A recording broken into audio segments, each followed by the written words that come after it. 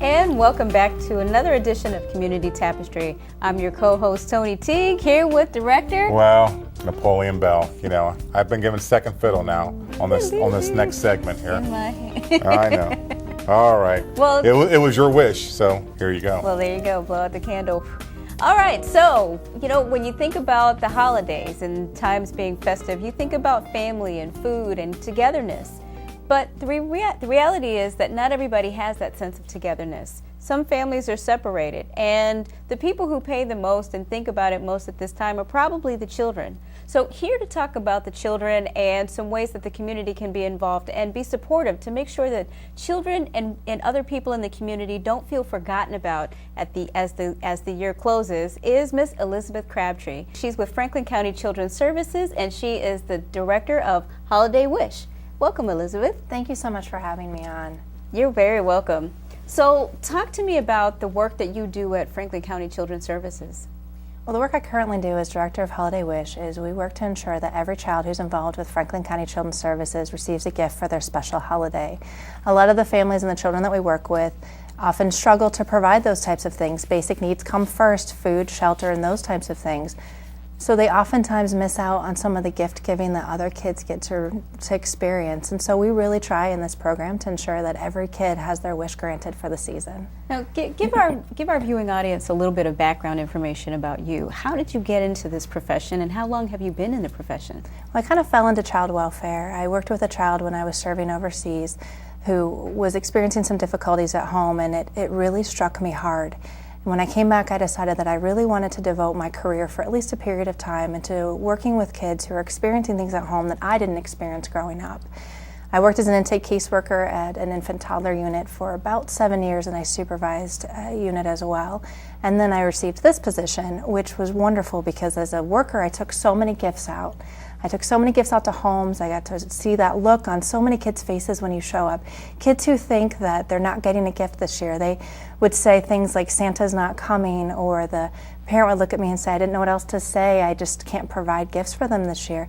And you get to show up and hand that over to the parent, who then gets to give it to the child and create a lifelong memory that they will never forget. Now, is this irrespective of a person's religion? Because it seems like at this time of year, and with children's services, you have all walks of faith and not. Mm-hmm.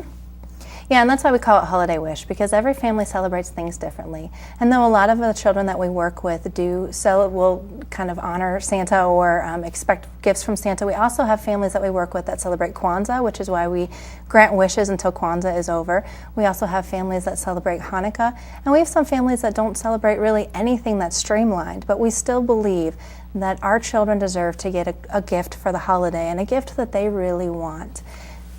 Well, let me ask you this, because you know I'm always intrigued by the stories behind this, and is there a particular story or that you have of a young person and being able to help that young person?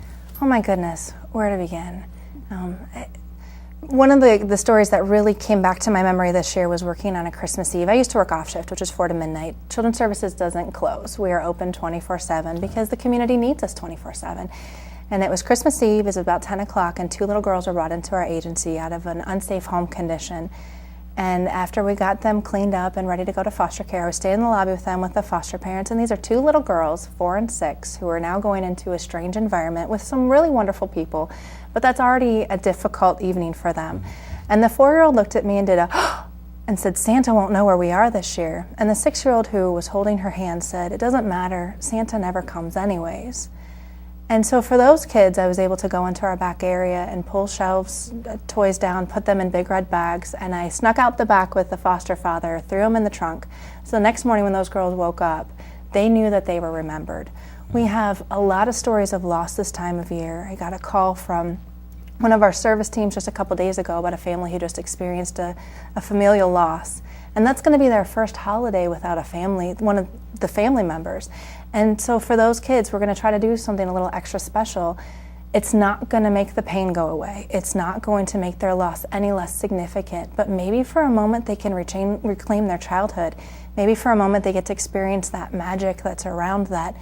And also know that there are people out there who have never met them, who will never see them, but remember them and care about them, because it really takes a village to raise our children. Now, Beth, the community may be thinking that, well, it's Franklin County Children's Services. They get tax dollars and funding, so shouldn't they be able to provide all of this on their own? Tell us how the community and why it's important for the community to be involved. Holiday Wish can't use any tax dollars to provide gifts for the children. It all has to come from donations.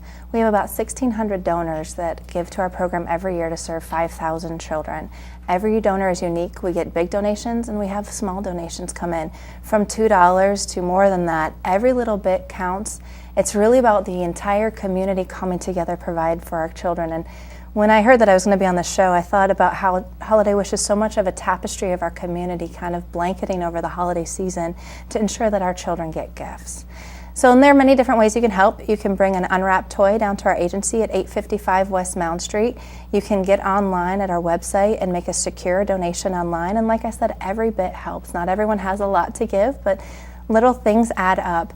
You can also pick up one of our one-on-one matches we do. Holiday Wish was founded on the principle that every single child is unique and special, and not every little boy wants a football, and not every little girl wants a doll.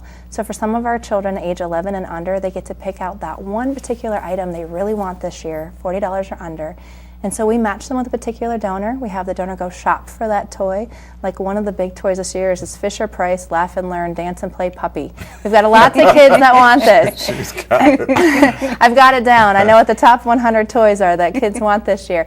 And so we have some kids who really want that gift this year. And so the donor will go out and purchase that gift and bring it into us wrapped. And the caseworker takes it out to the home to make sure that the child receives it. Okay, well, I've got to ask then. Okay, so you said you've got this. What's the top five? If we wanted to have the top five and says, hey, everybody, get this top five because this is what all the kids want. We would make the mad dash at Toys R Us. What is it? What is it that they're all looking for? All right, so here are some of our top five. Well, here is our top five gifts. It's the Fisher-Price Laugh and Learn Dance and Play Puppy. We have the Fisher-Price Princess Castle. There's the Fisher-Price Clippity Clop Stable.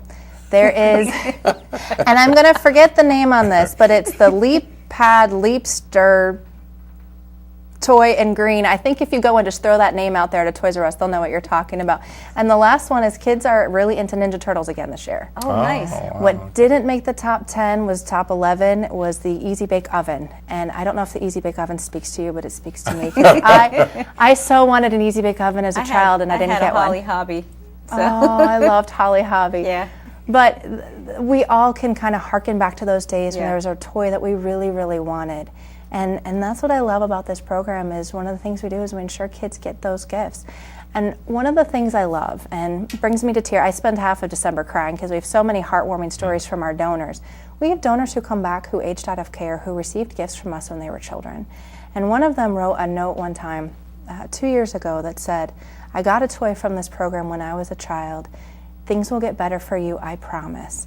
And it's kind of, again, going back to our community reaching out to our children to say, you are special, you are precious, you are loved, and you're remembered. So two things. If people want to make a donation or volunteer their time, what can they do? Well, they can call us at 275 in the 614 area code, 275-2525. If they would like to look at volunteering with us ongoing, we have those volunteer opportunities year-round to match our volunteers with a youth that is involved with our agency, and they can call us at 614-275-2690. Now, one other question. I think that people make the assumption that that your Holiday Wish program is for children in foster care. Can you talk about, are they children in foster care or are they in other parts of your program? These are children who are involved with our agency in every type of tier of involvement. It could be a new investigation where we got a call that there's some concerns out in the home and we're going out to check on the safety of the child. It can be a child with an open case who could potentially be placed in care. Oftentimes those children would be in residential facility or group home. They don't have a family member to provide for them this year, and the agency then is their family. These are oftentimes also kids who are in what we call a kinship placement. That would be a grandparent, an aunt, uncle, neighbor, someone who has taken these children in and taken the care of them over, and really helping them to provide gifts is essential for many of them. That's important. It really is. I just, how do you keep going? Because you talk about this must, especially this time of year, and it's got to be just pulling on your heartstrings day after day after day. So what keeps you going and the rest of the people there at I guess my answer to the question would be these things happen whether we know about them or not and whether we're involved or not. What's important to us is to know for that one kid, for that one moment with that one toy, things were made just a little bit better.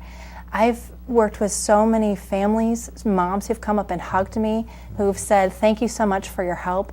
We really get to change people's lives, and that is what keeps us going. All right. Excellent, excellent. We're so happy that you're. Thank you. You're a wonderful advocate. Oh my gosh. Thank you. I have the best job in the world. Yeah, I'm about to. I was need to pat my eyes right now. Yeah, what amazing stories. Well, if you'd like to donate in any way, or if you'd like to help and be part of the Making a Wish this Christmas or this holiday season, they give throughout the month of December. So there are many children in need and many grandparents raising their grandchildren. So feel free to support. Most definitely. And so once again, thank you so much. And our next segment, we're holiday season. We're talking about safety. So we'll be right back after these words.